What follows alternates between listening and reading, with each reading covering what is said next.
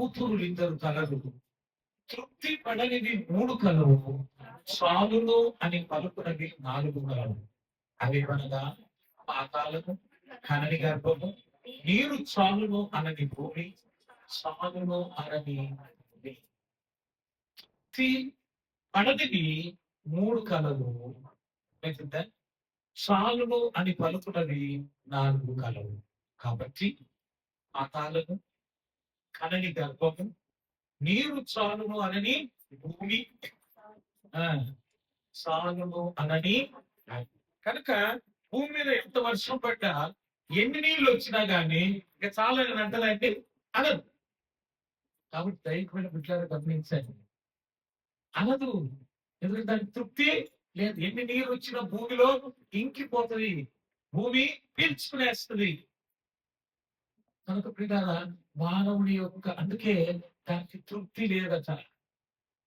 అదే ఇంకొక మాట ఏం చూసుకుంటామండి, ఆ యొక్క మరి ఈ యొక్క చాలును అనని అగ్ని, అగ్ని రాజేస్తే నేను ఆరిపోతాను అంటదా? అది ఆరిపోదండి, అది రగులుతూనే ఉంటది. కాబట్టి మనము కలిగి ఉన్న వాటితో తృప్తి పొంది ఎట్లుండాలట, ఉండండి ధనాపేక్ష లేని వారే. ఈ ధనమును ఆశించి బైబిల్ గ్రంథంలో అనేకులు దారి తప్పిపోయినారండి. మనకి చూసినట్లయితే ధనమును ఆశించి అనేకులు దేవుని నుంచి దారి తప్పిపోయిన వారు ఉంటున్నారు. కనుకనే ప్రభు ఇక్కడ చెబుతున్నారు, ఈ ధనాపేక్ష ఎలాంటిదంటే, ఇందాక చూసుకున్నాం కదా, మరి తిమోతిలోకి రాసిన పత్రికలో మనం ధనవంతులకు అపేక్షించు వారు దేంతో పడతారట, శోధనలు పడతారు. ఫస్ట్ ధనం మనల్ని శోధిస్తుందండి. ఏం పర్వాలేదు, నువ్వు చేసే కార్యం తప్పుగా, అందరి దృష్టికి మంచిదే, నీవు అనుకుంటున్నావట్లా అని ఈ ధనం ఏం చేస్తే మనల్ని శోధనలోనే తీసుకుపోతుంది. ఏ విధంగా అయినా కానీ వాళ్ళు చేసినప్పుడు తప్పు కాదా, మనం చేస్తే తప్పు వస్తుందా అనుకుంటూ మనం కూడా ఏం చేస్తాము, వారు చేసే ప్రయత్నాలు మనం కూడా చేస్తాం. మొట్టమొదటి ఏమంటాడు, ధనాపేక్ష అపేక్షించు వారు మొదట ఏం చేస్తారంట, శోధనలో పడతారు. దేంట్లో పడతారు? శోధనలో పడతారు. రెండవదిగా ఉరిలోను, అంటే ఉరేసుకోవడం కాదండి, చిక్కుకొని పోతారు. ఈ ఆర్థికమైన సమస్యలలో చిక్కుని వెళ్ళిపోతారు, చిక్కుపడిపోతారు. కనుక ప్రియులారా, దేవుని బిడ్డలారా గమనించండి, ఉరిలోను అవివేక యుక్తములను, అవివేకమైన పనులు చేస్తారు. అర్థమవుతుందా? ఎవరినో నమ్మి వారి దగ్గరికి వెళ్ళి డబ్బు వేసి పోగేసుకొని తీసుకోవాలనుకుంటూ ఉంటారు. ఈ దినాల్లో ఎంతో మంది మోసపోయే వారు ఉంటున్నారు. నమ్మకమైన వారు అంటారు, మా వాళ్ళే అంటారు. కనుక ప్రియులారా, దేవునిలో జాగ్రత్త. వాళ్ళంటే ఏం చేస్తారంటండి, అవివేక యుక్తములను. ఏమున్నాయి? అవివేకంగా ఆలోచిస్తారు, వివేకంతో ఆలోచించరు. అర్థమవుతుందండి? మొదటిగా బాగుండొచ్చు, రెండోదిగా బాగుండొచ్చు, ముగ్గురికి బాగుండొచ్చు, నలుగురికి బాగుండొచ్చు, ఒక 10 మందికి బాగుండొచ్చు. ఆ 10 మంది అయిన తర్వాత 11వ వాడి నువ్వే కావచ్చు. జాగ్రత్త. అవివేకయుక్తములైనటువంటి క్రియలను మనము నడిపిస్తుంది యొక్క ధనాపేక్ష. అర్థమవుతుందా? కాబట్టి దైవ బిడ్డలను గమనించండి, ఇలాంటి వాటి వలన ఏమైపోతున్నారండి, నష్టపోతుంటున్నారు. అందుకే మరి మీకంటే కోపం వస్తే చాలా మంది చీటీలు వేసుకుంటారు కదా, చీటీలు వేసే వారి గురించి ఇక్కడ రాసింది. చీటీలు కాదు, పోస్ట్ ఆఫీస్ ఉంది, బ్యాంక్ ఉండదు, ఫ్రీగా బ్యాంక్ అకౌంట్ ఓపెన్ చేసుకోవచ్చు. నువ్వు బ్యాంకులో డిపాజిట్ చేస్తే 2.75% ఇస్తాడు ఎస్బీ అకౌంట్ అయితే. అదే కింద ఫిక్స్డ్ డిపాజిట్ చేసుకుంటే 6.5% వస్తుంది. అవునా కాదు? అక్కడ భద్రంగా ఉంటాయి. అర్థమవుతుందా? ఇవి వేసుకోవడం వల్ల నువ్వు నష్టపోతున్నావు కానీ అనుకున్నావు లాభపడుతున్నావు అని. ఇవి నెవరు లాభం లేదండి నీలో. ఎందుకంటే దాంట్లో కొంత డబ్బు వెళ్ళిపోతుంది. కాబట్టి ప్రియులారా, దేవుని బిడ్డలను గమనించండి, అవి ఎలాంటివి, అవివేకయుక్తములైన క్రియలు. రెండోది ఏంటంటే హానికరములు. ఏమైతాయంట? హానికరం. అవి నీకు హానిని కలిగిస్తాయి. తర్వాత ఏమంటాడండి? హానికరములను అనేక దురాశలలోనూ పడుదురు. ఏం చేస్తారంట? దురాశల్లో పడిపోతారంట. ఈ విధంగా చేస్తే ఈ విధంగా డబ్బులు కనుక దాన్ని ఇలా మోసపోయేవారు అనేకులు ఉన్నారని ఎక్కువ మంది మోసగాలు బయలుదేరుతున్నారు లోకంలో. అర్థమవుతుందా? కంపెనీలు పెట్టి బోర్డు తిప్పేసేవారు అనేకులు ఉన్నారు కదా అన్నప్పుడు. కనుక దేవుని బిడ్డలు గమనించండి, దైవమైన బిడ్డలుగా, దేవుని పిల్లలుగా అవివేకయుక్తములైన హానికరములైన వాటిలో మనము చిక్కుకోకుండా ఏ విధంగా ఉండాలట? దేవుని వాక్యం చెప్తూ ఉంటున్నది ఇక్కడ. ఆ విధంగా మనం ఉండకూడదు వింటారా? దాని వల్ల ఏమైపోతారంట? ఊరిలో చిక్కుంటారు.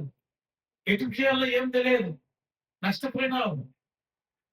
ఆ తరువాత ఏం జరుగుతుందంటే చూడండి, ఉరిలోను అవివేక యుక్తములను హానికరములనైన అనేక దురాశల్లో పడుదురు. అట్టిని మనుష్యులను నష్టములోను నాశనములోను ముంచివేయును.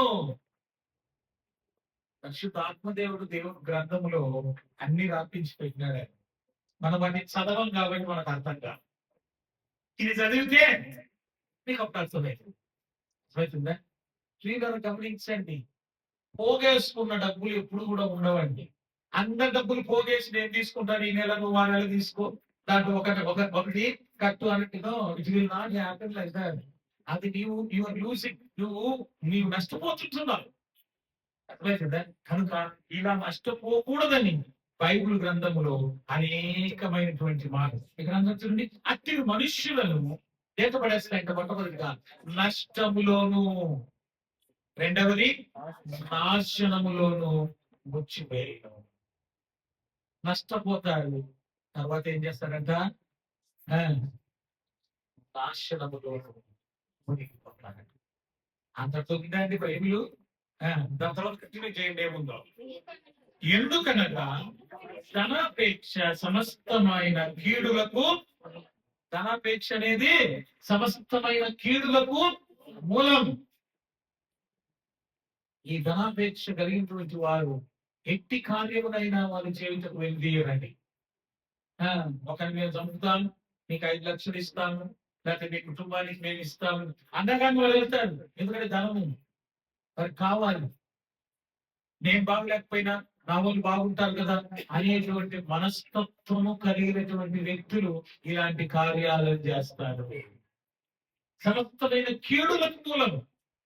వీళ్ళని దేవుని బిడ్డలు గమనించండి, ఈ దినాల్లో ఎంతో మంది చిక్కుని పోయించున్నారు, ఎంతో మంది ఇరుక్కుని పోయించున్నారు.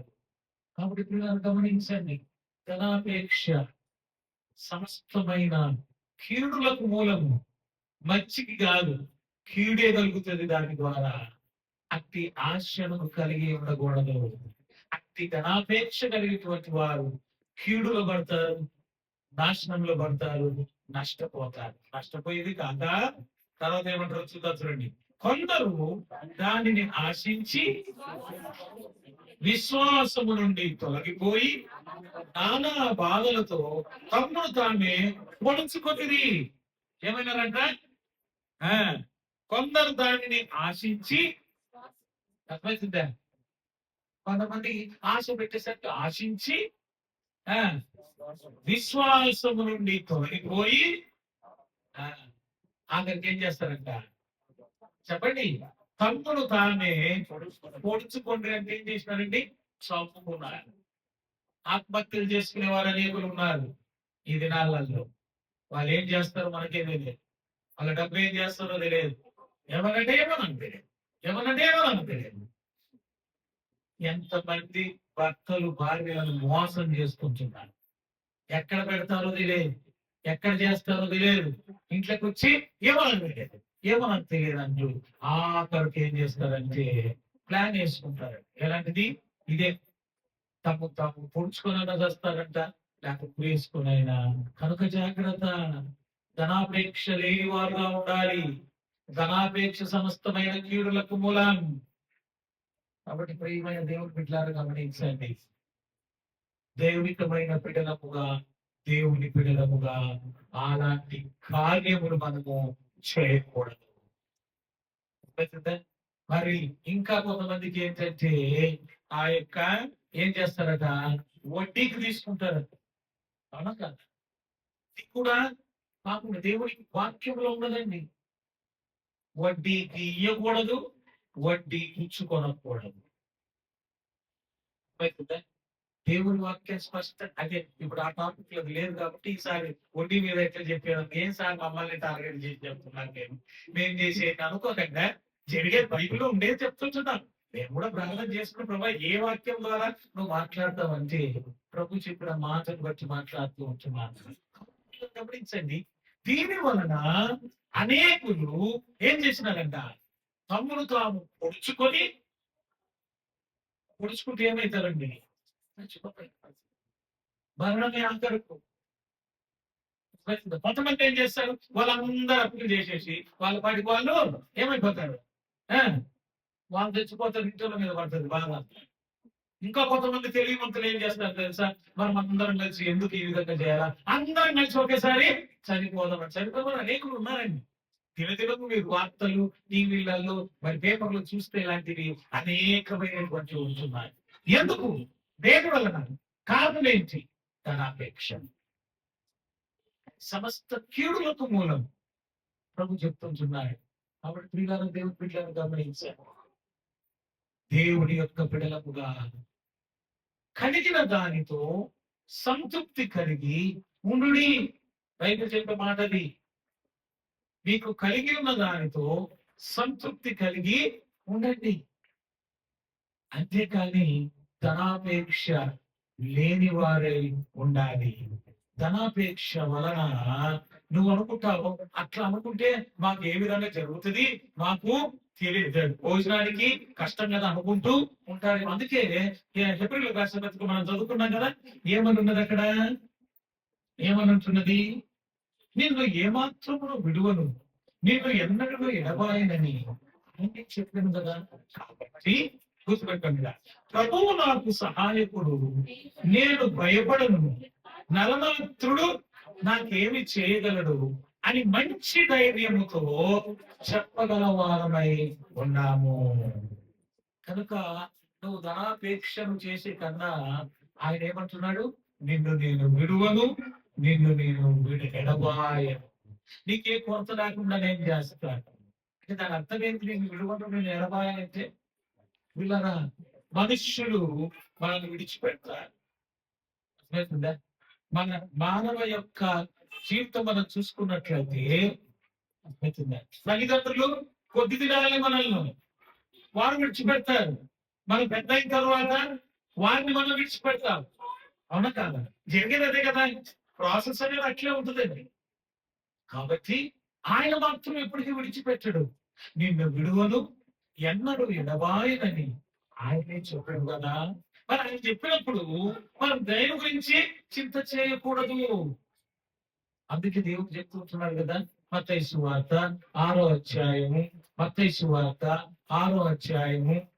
నేను ఏమంటారు చాలా మంది, మేము దేని కొరకు సార్, మన తిండి కొరకే కదా, దాని కొరకే కదా అని మనం అనుకుంటూ ఉంటాం.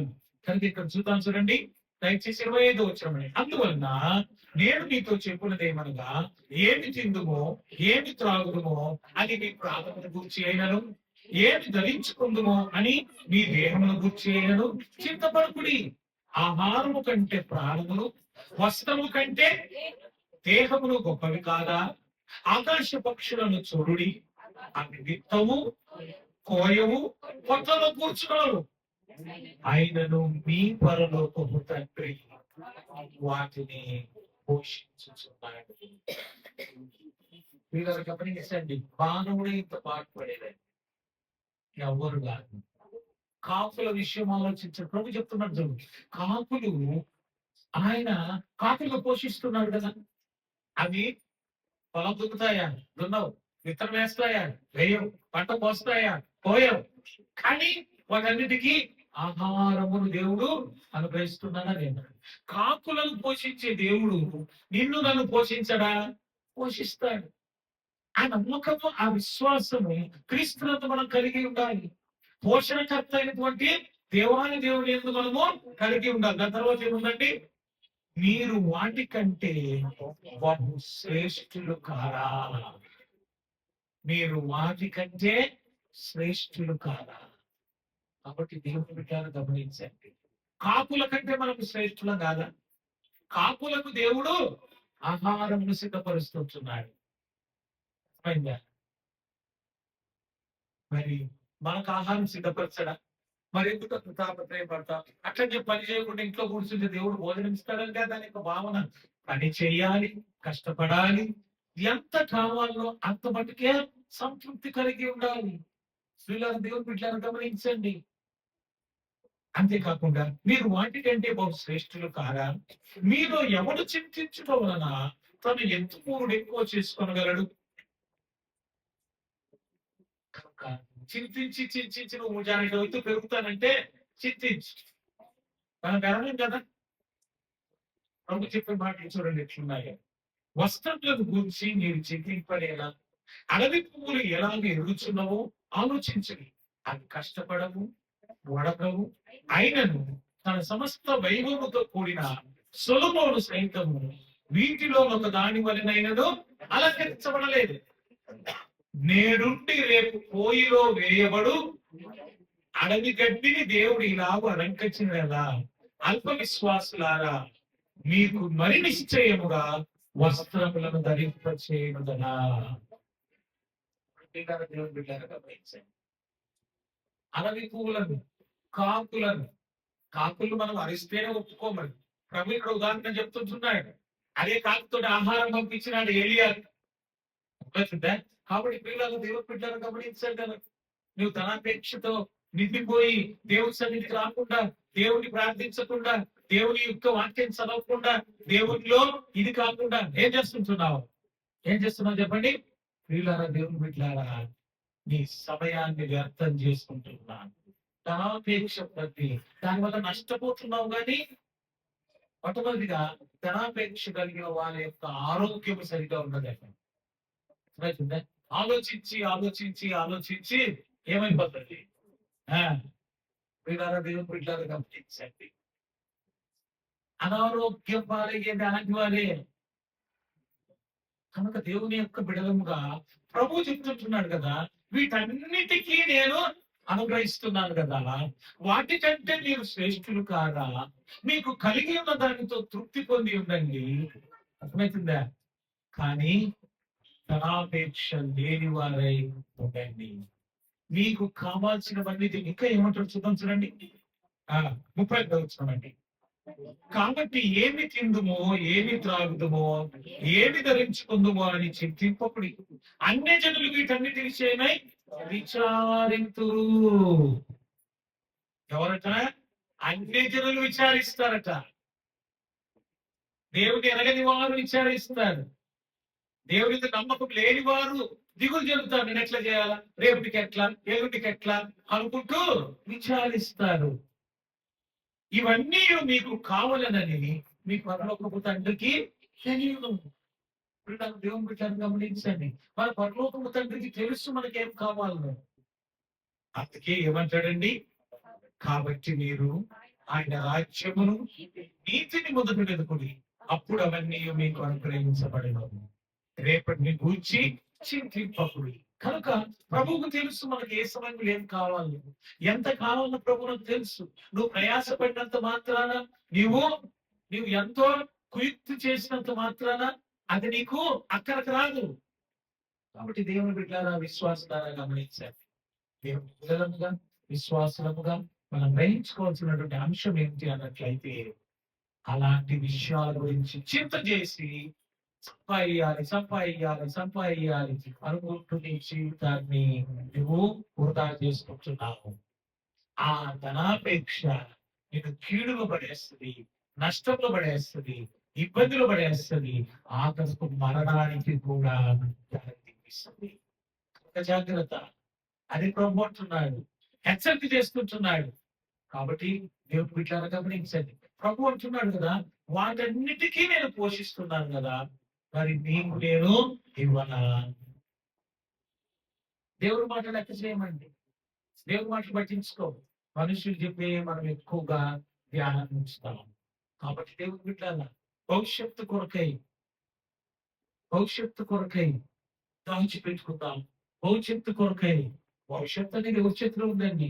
నీ చేతిలో ఉందా? నా చేతిలో ఉందా? లేదు. కాబట్టి పిల్లలు గమనించండి. దేవుని బిడ్డలారా, అదే రీతిగా యాకోబు పత్రిక 4వ అధ్యాయంలో ఇది అనేక పర్యాలు నేను చూపించాను. ఆయన మళ్ళా ఈ సమయంలో చూపిస్తారు. ఆ!